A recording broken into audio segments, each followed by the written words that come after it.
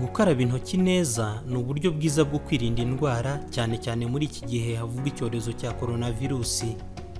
Amabwiriza y'ishami ry'umuryango w'abibumbye ryita ku buzima OMS cyangwa se WHO avuga ko gukaraba bigomba gutwara nibura hagati y'amasegonda 40 na 60 iyo ukoresheje amazi, cyangwa se bigatwara nibura hagati y'amasegonda 20 na 30 iyo ukoresheje amavuta yabugenewe arimo alcohol cyangwa se hand sanitizer.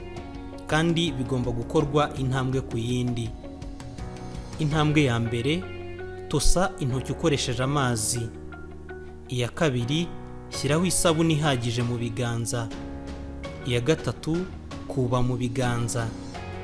Iya kane, sukura inyuma no hagati y'intoki z'ibumoso ukoresheje ikiganza cy'iburyo.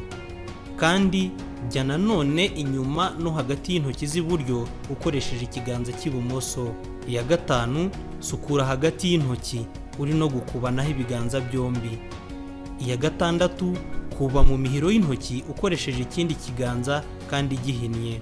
Iya karindwi, karabya igikumwe cyaba icy'iburyo n'icy'ibumoso. Iya munani, kuba imitwe y'intoki ku biganza ugenda uyizengurutsa. Iya cyenda, noneho ongera usuka amazi ku ntoki ukureho isabune. Iya cumi, ihanagure ukoresheje agakoresho gafite isuku. Iya 11, koresha ka gakoresho wihanaguje ufunga aho wakarabiye cyangwa se robine, hanyuma ukajugunya ahabugenewe. Murakoze.